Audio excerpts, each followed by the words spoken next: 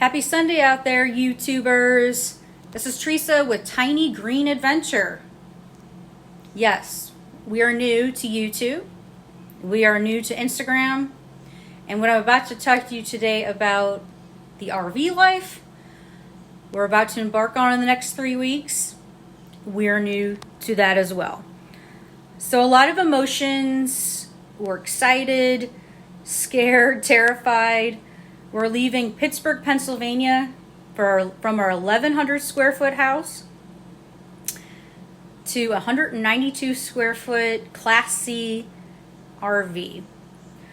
So what I wanted to talk today about was just the process of getting rid of just so much stuff, like clutter.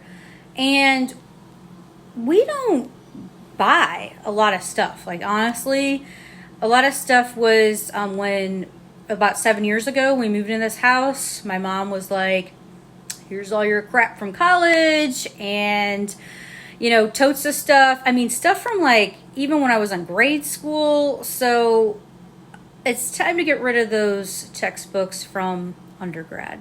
Yeah, time to recycle those. I know. So we're going to be doing that. So right here, I wanted to show you.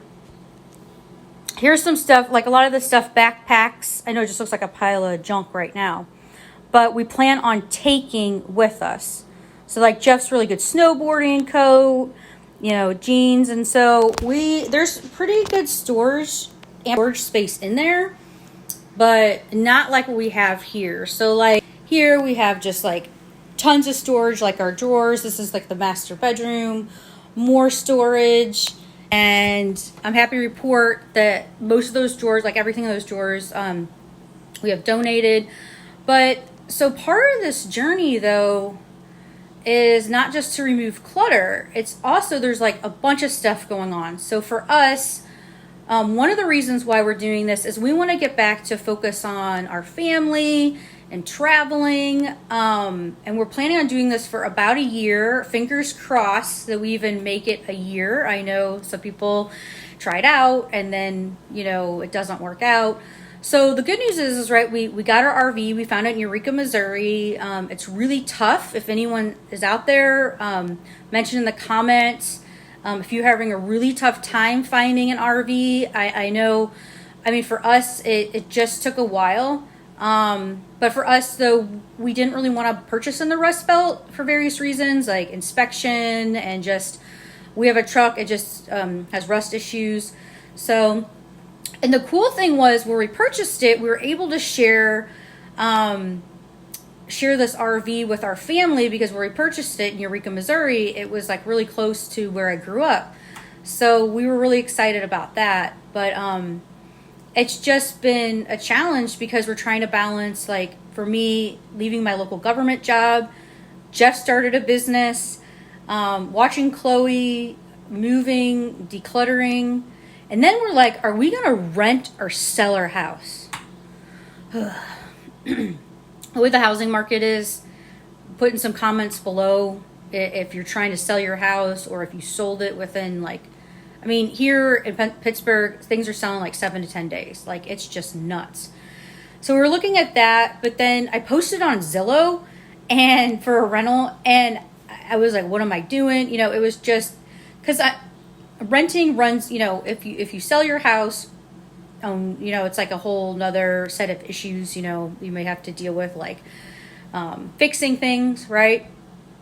And renting for a year is like, if something goes wrong and then we're out west. So I was like on the fence, do we really want, and then it's just something else to manage. I'm like, do we really want to do that? Well, I posted on Zillow and within 24 hours I took it down. I was like, I don't feel good about this, blah, blah, blah. So then all of a sudden someone reached out to me, and his name's Matthew and his partner Sarah, and they're moving from Tucson. And she's getting her PhD at University of Pittsburgh. And I was like, maybe, okay, let's talk. Because we do have a very unique property. It's very wooded. And I wanted to go over a few things with them. And come to find out, it was just a good match. Like, I feel like my prayers and everything was answered. They're still not here yet, but they should be here like early July. So that's going to be interesting. Because the one thing, well, there's a bunch of things. But we have chickens. All right, we have these 6 chickens, and so we can relocate them. We would like to keep them here if we can, and they're willing to take on these chickens. She used to live on a 15-acre farm, and like so it's just a lot of things, like a lot of moving parts going on here. So if you're in the process of moving across the country, or you're selling your house or embarking the RV life, we love to hear from you. You can put them in the comments below. Just share your stories. Like, even, I mean, for us, we know this is not a glamorous lifestyle like, you know, that some would portray. We do understand that there's going to be bumps and challenges along the way, and so we do want to talk about those. So speaking of that, I just kind of wanted to take you through our house a little bit and talk about a few things that we're doing to kind of adhere to being a bit more green and sustainable. So for us, we're embarking on this journey because we are getting back to our nonprofit, which is based in California. And we started it years ago, and it's called Race to Zero Waste. I'm the CEO. And so we do a lot of project work out there, but we're to the point where, you know, especially with COVID and everything happening, Jeff would go back and forth. And when COVID happened, he wasn't able to. So our crews and our other directors really been holding down the fort. So Maria, we thank you for that. But we're to the point where we just feel like we'd like to get back there and travel and work and be with our family. So that's what we're really planning on doing for the next year. So hopefully we can get through the next year. So yeah, it's going to be a family of 3, myself, Jeff, and Chloe, living in the RV. And but this house, there's just so much work. Like, Jeff's like cutting trees down and weed whacking, and there's a lot to fix. It's like a 100-year-old house, so we're just like, oh my gosh, this is crazy, right? So but what I wanted to share with you as we walk down here in the hallway, so here's a bunch of clothes. So these are like a lot of my dress clothes, a lot of stuff actually that came from like when we lived in San Francisco for 8 years, about 7 years ago. So a lot of stuff that, I mean, honestly, I wish, you know, it would be great to keep, but it's just not practical. Like, I'll have like a tiny closet in one drawer. So yeah, that's gonna be a whole nother thing. But the good news is that it's like really helping me realize, like we went back and forth to St. Louis when my mom was really sick, and she passed away on April 30th, which has just been, you know, really hard on her family, as anyone could imagine. But there's a lot of those things that are like in the house that she's purchased, and a lot of those memories. But it's just been really, I think, good for us. When we traveled back and forth, we just had 2 backpacks and a suitcase, and we were there for weeks at a time. And then we just got back because we bought the RV there, and then Memorial Day is when we closed on the RV. And we got to share that experience, like I was mentioning, was that it's just so, like, basically what I showed you in the room, that's like all the stuff that we basically wear. It's just like, when you think about it, when you wash your laundry, like, what do you wear? And I get it, there's seasonalities, you know, like especially in Pittsburgh, it's like, I got my big winter coat, I was wearing my snowboarding pants, like when we go to Tahoe and stuff like that in California. So but then there's a lot of stuff where I'm like, wait, do I really need 10 of this, or like 20 dresses? No. But so the organization I used to work for, the Pennsylvania Resources Council, they're throwing a little going away party this week, and we're gonna have like this clothing swap. And so higher and best use, always think of that, right? When you're thinking of like purging something, a lot of folks think just drop it all off at a donation center. It's always good to find someone first that may want, say it's a really nice suit coat or a dress, or just like think of people and your like family and friends that may want that. Because the donation centers, honestly, are really overwhelmed right now, especially with COVID and just trying to get back on course. So that's what I really recommend. And so that's what we're doing with that. But then when I look in here, oh my, this is Chloe's room. So these are just like shoes, right? I mean, what are those? Like, am I really going to wear these ever again? Maybe. But yeah. So we're fortunate that we will definitely be wearing the Keens, right? The RV life, but and what we're going to be doing. But a lot of these heels and stuff like that, I mean, I love them.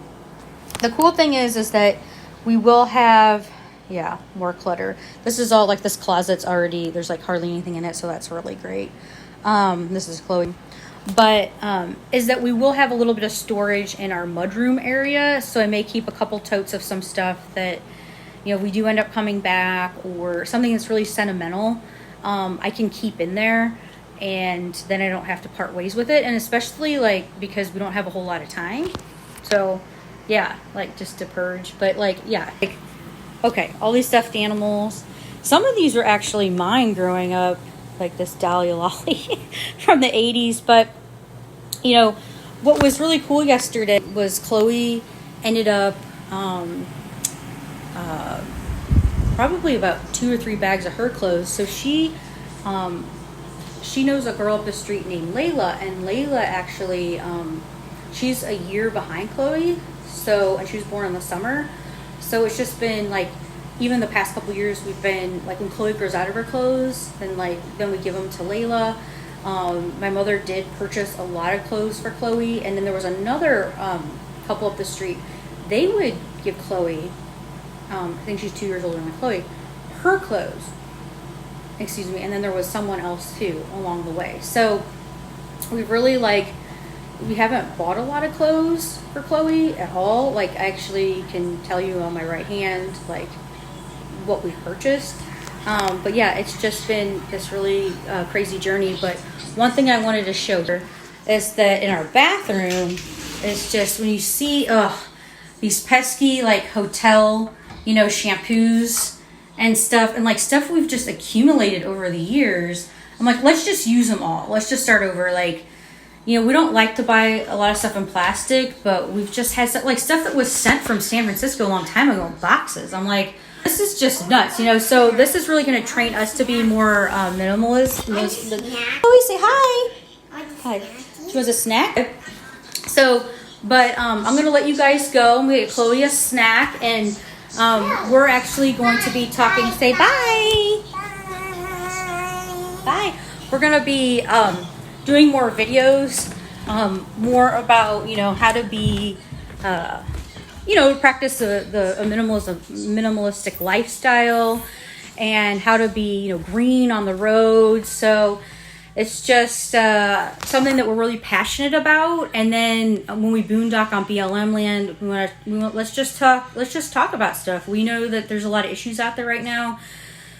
People just illegally dumping, and those are lands for the people. So we want to make sure that that continues for the next generation. So our channel will be talking a lot about trash, and that's just who we are. And everyone have a good Sunday. Bye.